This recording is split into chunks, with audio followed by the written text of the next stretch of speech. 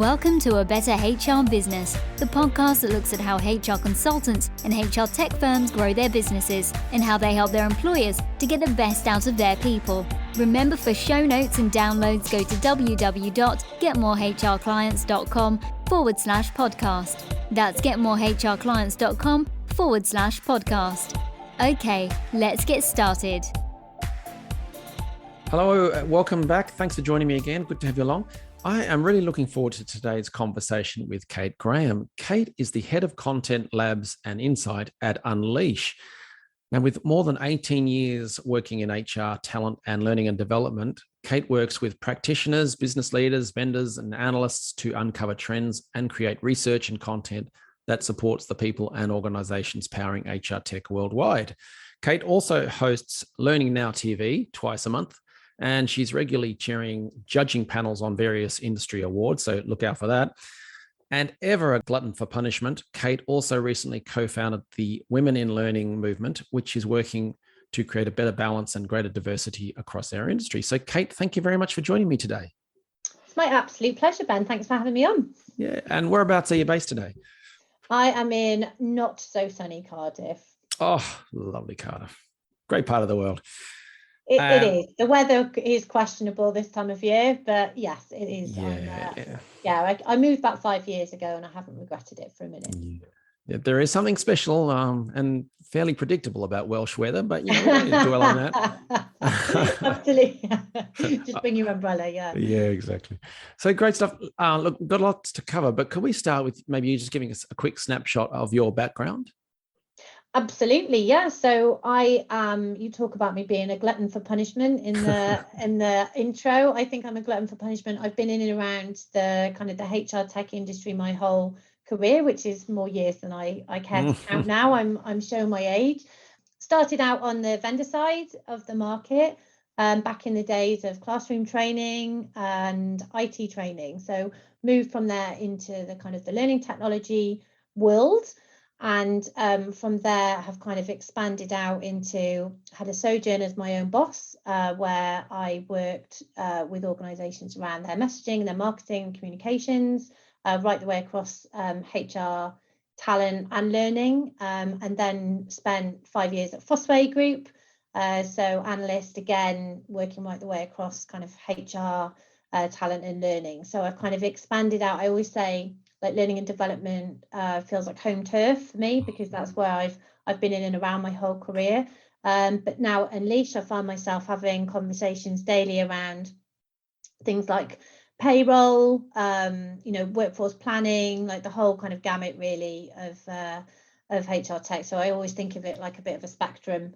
Work right the way across that. And I kind of feel like a lot of the things that I've done in my career have almost led me to this point in this role, because I kind of have by this point a pretty good knowledge of the market and the audience, and some of the pain points that people in organizations are trying to grapple with every day. And it's a bit of a cliche to talk about kind of post-pandemic, but clearly, you know, the COVID situation exacerbated a lot of the challenges that HR was already facing, but also kind of brought HR to the table, I think, in a new way. And actually, as much as, you know, I would never underplay the kind of the impact, obviously, that the pandemic has had, it is also a huge opportunity, I think, for HR as a whole and as a profession, but also for organizations. And it sounds a bit cheesy, but I think to be able to step back and put people at the center, we've seen that suddenly it's not all about the people in the ivory towers that are the most important. It's actually the people on the front line who have got us through. And I think to have approaches and strategies and cultures in place that emphasize the importance of those people and their retention and their development, and their satisfaction and their experiences at work, that's all going in the right direction for me. So just to be a part of that conversation still feels like a massive privilege. That's really good. And certainly it's almost one side of the dividing line or the other for companies with the whole great resignation thing going on, that the ones that are doing things properly and really putting people at the center, as you say, I would think that they're going to perform or come out better on the other side of this whole great resignation issue than the ones that are not focused on that aspect at all. There's not a day that goes by at least where we're not having a conversation with somebody about this, but there's so many layers to what goes into creating that satisfaction and that culture.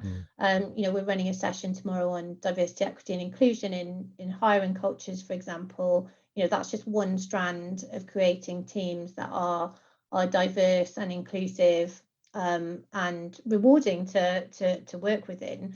We're doing something else next week around rewards and recognition, and the guy from there talks about how it's not just on managers and leaders to show rewards and recognition, it is on all of us to show kind of peer recognition, and how do you foster a culture in which that comes to the fore. So I just think and obviously there's pay, and all of those kind of things, is flexibility. So I think the kind of the multi-layered nature of the beast is kind of what keeps it endlessly fascinating. Yeah, absolutely.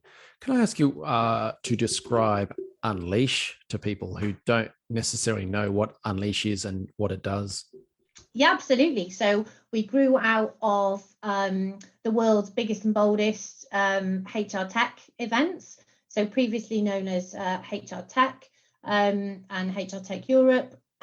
We actually grew out of in the early kind of 2010s kind of roundtables and very intimate sessions with handpicked HR leaders, and it's sort of escalated into, I think our last show was actually 2019, pre-COVID, but kind of 4,000, 5,000 people in Paris. Big expo, big conference. We do events in the States as well.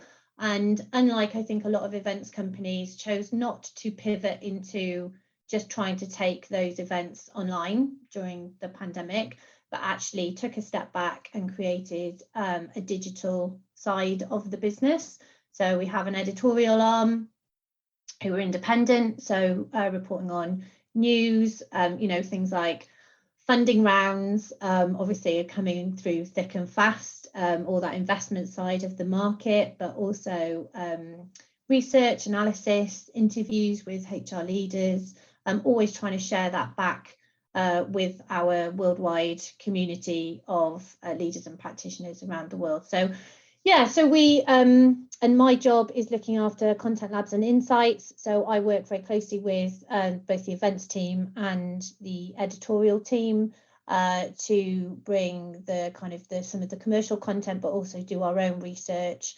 So I was just sort of talking to you before about the Why HR Project Succeed research, which is just crunching the numbers on at the moment, but also bringing things like the webinars, research reports, downloads, all of that kind of stuff to people. So I always think my job is about telling these stories and connecting maybe the vendor and supplier side of the market with the HR leaders and practitioners. Yeah, bring them to life. And I know you guys do some great research. And as you said, the Why Do HR Project Succeed research that's going on at the moment, that's a great project. So I remember reading an email about it. It was talking about how when more than 1 in 5 projects fail, what does it take to make them succeed, and learnings from that. So if you're listening to this, definitely go and check that out, because it's really interesting stuff. And when I see Kate's eyes light up thinking about the data, you can see she's a storyteller but a data analyst nerd almost at the same time. You've got both going on. I do. I have to say I do miss my Fosway colleagues at times. I'm not naturally a number cruncher, but I'm working with a great team who are helping me do that. And I think it's when the dots start to become clear and you start to connect them, and you can really kind of get under the skin of what matters. And I was saying to you before as well, I sort of always have, marketing people will talk about personas and things like that. But for me, it's more, I always have protagonists in my head of, if I'm a busy HRD, I've got a million things to do. If I'm going to spend, 20 minutes of my precious day reading a report from Unleash, or if I'm going to spend an hour of my precious time going to a webinar, or 2 days of investment of time going to our event in Paris, what do I need to be able to take away from that? And I need to be able to come back to work, share some insights, and be able to do my job better or help other people do their jobs better. And that's what's always kind of front of mind for me, is that practical side of things. Absolutely. Absolutely. So on a practical side then, if someone is from an HR tech company listening to this, how could they work with Unleash? From a provider, do you mean? Yeah. Yeah, so that's what I'm doing every day. So again, it comes back to that storytelling piece. So I think it's, how can we best help providers tell their stories? So for me, it isn't about features and functions of a platform, although obviously the capabilities and functionality is important for organizations when making selections. But I think from an Unleash point of view, it is about understanding what those providers can bring. I'm always looking for that point of differentiation whenever I talk to a new client. So, what part of the HR tech stack do they operate in, and how do they help their customers already? We're always looking for those success stories and those wins. And we always work very closely with the sponsors and vendors to get their clients to the table, because that's where I think we really see the value. So it's understanding really what their priorities are, the problems and the pain points that they're trying to help fix. Unleash has a very long history of working with startups, championing startups. We've always had the startup competition, which will be coming back for 2022. And that is all about looking at innovative ways of tackling those pain points in the market. Obviously, some of those get acquired very quickly and absorbed into kind of bigger suites and bigger solutions. But I think it is always having that finger on the pulse of the slightly disruptive element of the market and looking at how things can be done better, because there is always room for improvement. Absolutely. Absolutely. Can I turn now then to something that I saw recently, and that was you co-founding the Women in Learning movement. Can you tell us what that's about and what led you to co-founding that movement? Yeah, absolutely. So in 2019, so I get my years mixed up now. Everything blurs into Time stands still. Post-COVID, yeah. So in 2018, Don Taylor, who chairs the Learning and Skills Group and the Learning Technologies Conference, published some data that showed that women were still not getting to the top of the learning and development profession. And I think their community is about sort of 12, 15,000 strong worldwide. And the data showed that in kind of junior positions within learning and development in-house, so not the vendor side of the market or the consultancy side, but in-house, so big organizations, the kind of the lower jobs were about 2/3 women, and then when you got to leadership positions, it was about 2/3 men. There's a very simple statistic, and one that almost just sort of passed me by at the time. And I think that within learning and development and within HR as a whole, as a woman, it's very easy to be lulled into a false sense of security because there are women everywhere. I know loads of really successful, HRDs, CHROs, CLOs. There were lots of women within the industry right across the board. So you go to, maybe another industry's event, again, pre-COVID, and, if it was pure tech or finance, you might find that women are more in the minority in the room, but actually at a learning conference or a HR event, you won't find that. You'll find a very sort of feels like a very equitable split. But when the data kind of showed that really they weren't getting to the top, that really kind of, I think it really triggered me, to be honest. And then Sharon Claffey-Calliope, who's based out of Boston in the US, had been working on the American side of the event circuit with Elliott Macy and some other event providers around women only type sessions, and how do women get promoted, and those sorts of things. So I think we're introduced to each other in 2019, and we just kind of both felt so strongly about these stats and really wanted to do something around it. So Sharon had the idea of bringing together a Women in Learning session at the Learning Technologies event, which we did. And then off the back of that, we were just kind of blown away really by the response. I think, we had LinkedIn posts with kind of 40,000 views, which just felt like a lot.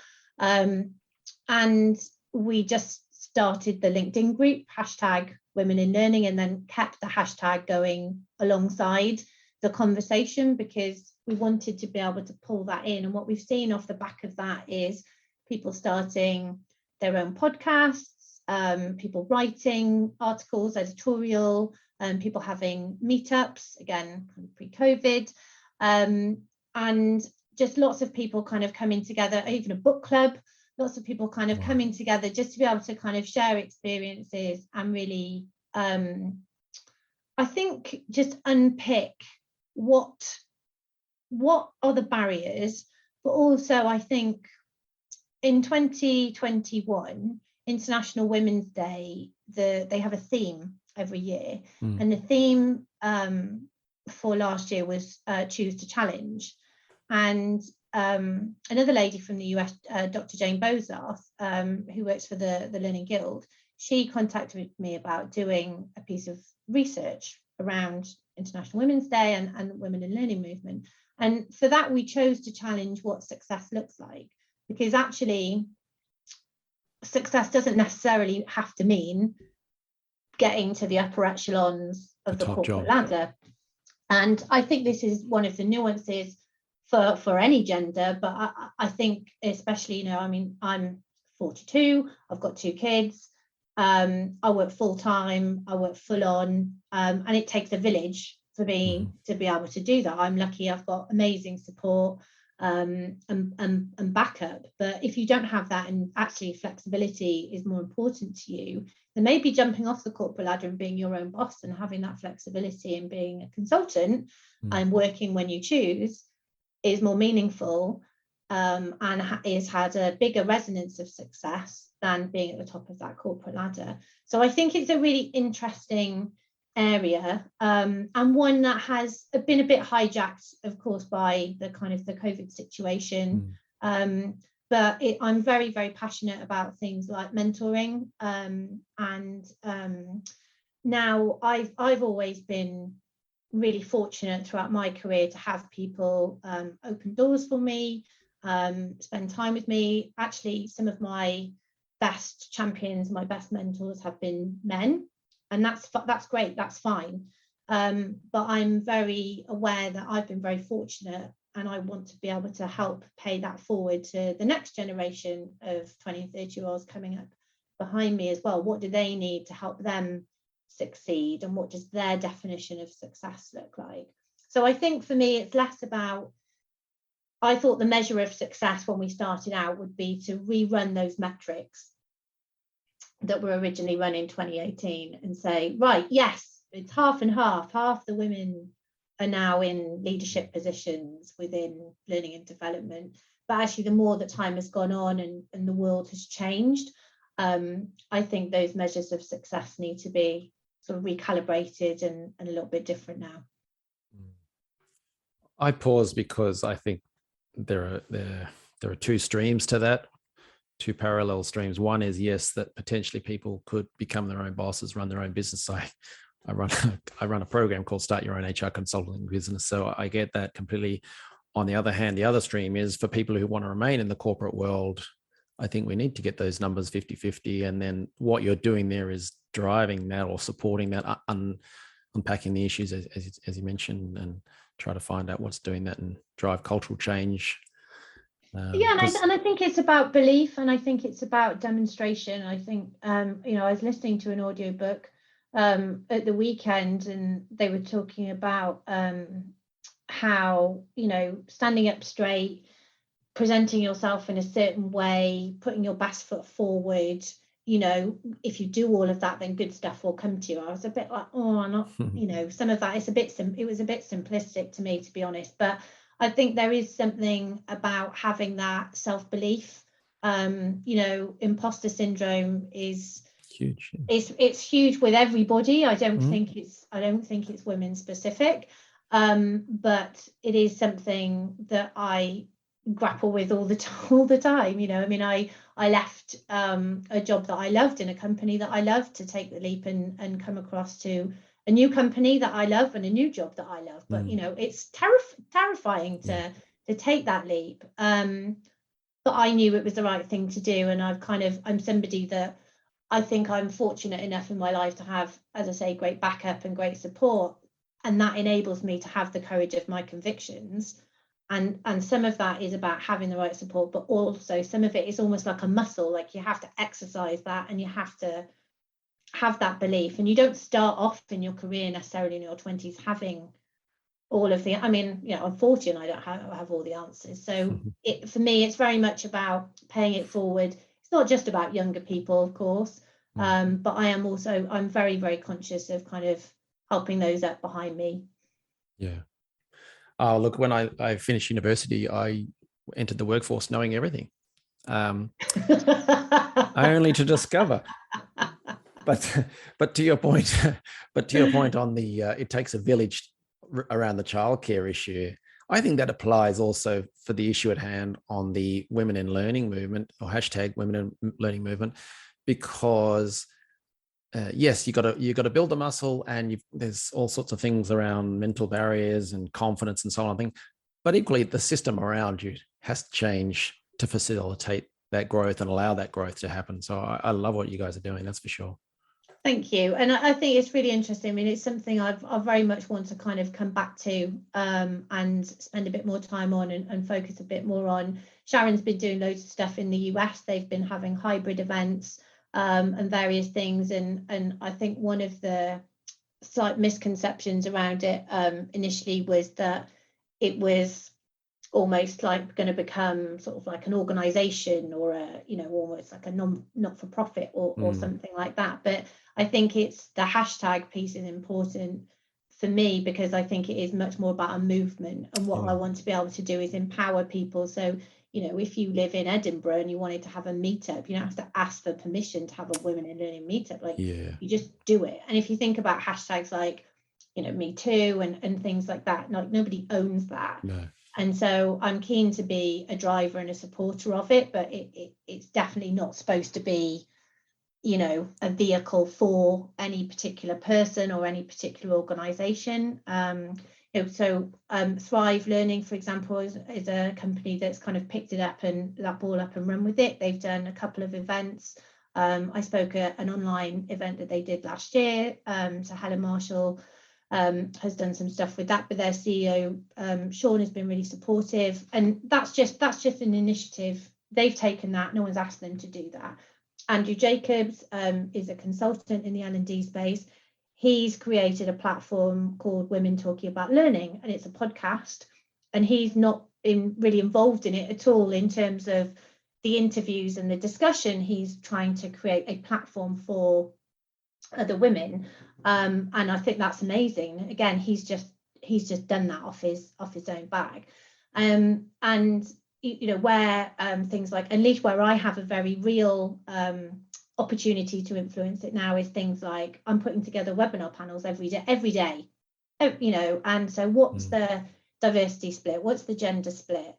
We don't want just the classic middle-aged white guys and manals leading the way at Unleash. That's not our way, and it's not representative, and we have a real kind of responsibility and a real opportunity to quite literally change the face of what people are seeing in the industry, and we take that really, really seriously. So I think it's just about having that thread through everything that you do, but enabling other people to pick up the ball and run with it as well. It almost seems obvious, some of that stuff, but then just this week I saw a conference and I looked at the speakers and I went, well, they all look like me, white middle-aged males, and I was, wow. Yeah, and I think it's called, again, it's calling people out on that stuff as well. I did let them know privately, one of the Yeah, organisers I know, but I think that's great. You don't have to be a keyboard warrior about it. You can be really polite.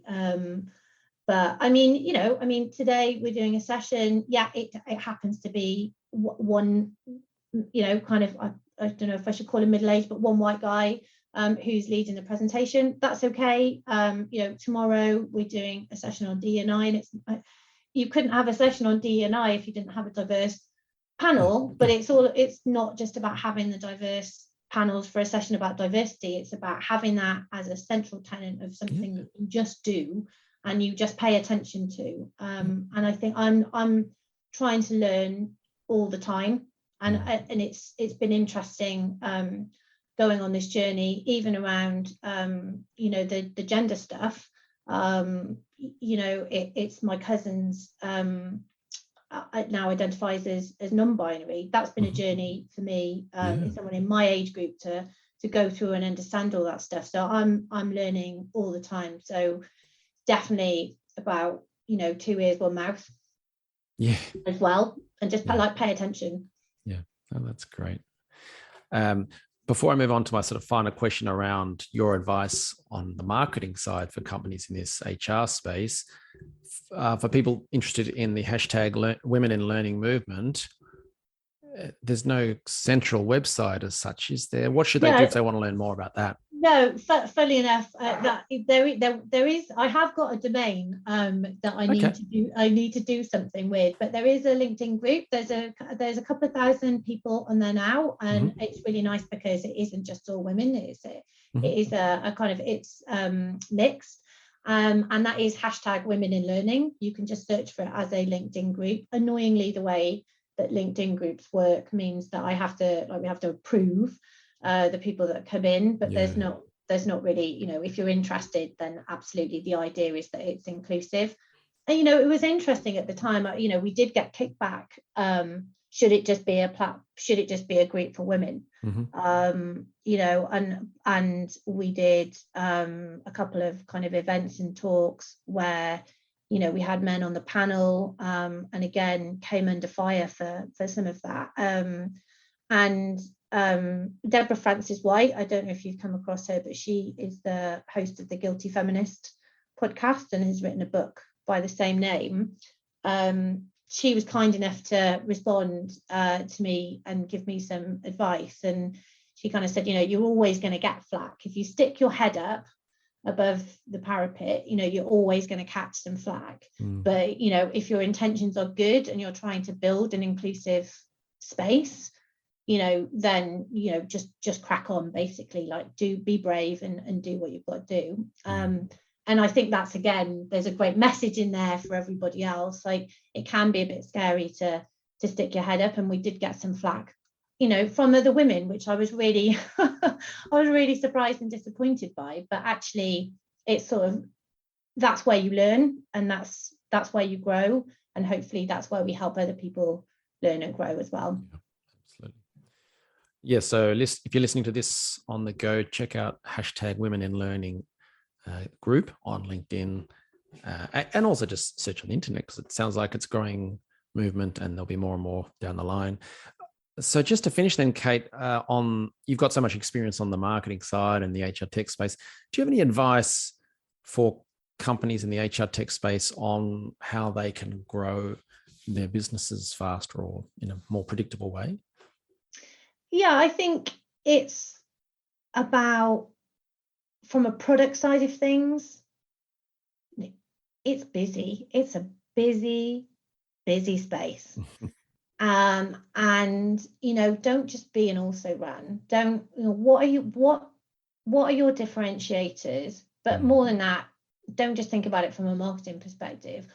What are the pain points that you're helping people tackle? We've seen startups come through Unleash who have done things around like text to speech, automation and AI around CV screening, stuff like that back in the day. AI-driven engines that help assess skills that have since been acquired and absorbed into much bigger solutions. What part of the employee life cycle are you trying to help with, and how is that different to anybody else? And that might be a features and functions piece, or it might be about how you approach the market. But I think it's always, again, I come back to the piece about storytelling, and let people play with it. Let people who are on the ground have a go. Don't let the perfect be the enemy of the good. Get feedback from people who are using this stuff. The HR community is so, it's one of the reasons why I'm still here after all these years, is because they're people, and they really genuinely care about helping people in their organizations. And they're really great at giving feedback. It's part of their job. Yeah.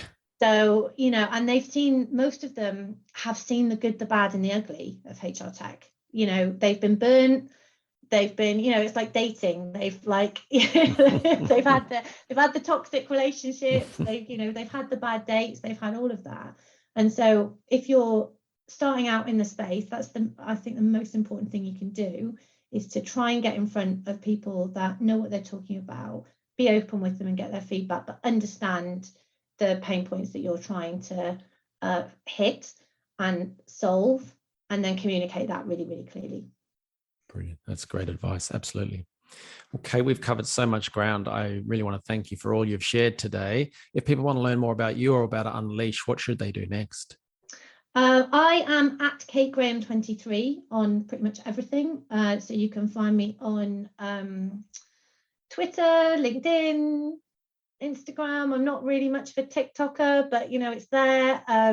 So yeah, just hit me up. I'm always keen to have a conversation. If I can help or connect anybody, then that's a massive part of what I do. I love to kind of as I say, pay it forward. If you're interested in finding out more about Unleash, just search unleash.ai. You'll find our site. All of our editorial is freely available. I'm hosting webinars probably twice a week on average, so do come along. They're free. Just come along, say hi, join in the conversation. The community is really awesome. Our audience is really awesome, and I'm sure there's a massive overlap with your audience. So definitely just come along and get stuck in. Really, we'd love to see you. Brilliant. Okay, so unleash.ai, and you're at, was it Kate Graham 23, was it? Yeah. Great. Excellent. Kate, thank you very much for sharing your advice and insights today. Really had a great time chatting with you. Thank you. Thanks so much, Ben. Thanks for joining us today on A Better HR Business, the podcast that explores the world of HR consulting and HR tech businesses. For show notes and downloads, go to www.getmorehrclients.com/podcast. That's getmorehrclients.com/podcast. Remember to subscribe and share the show with any friends who are busy growing a HR business. Thanks, and see you next time.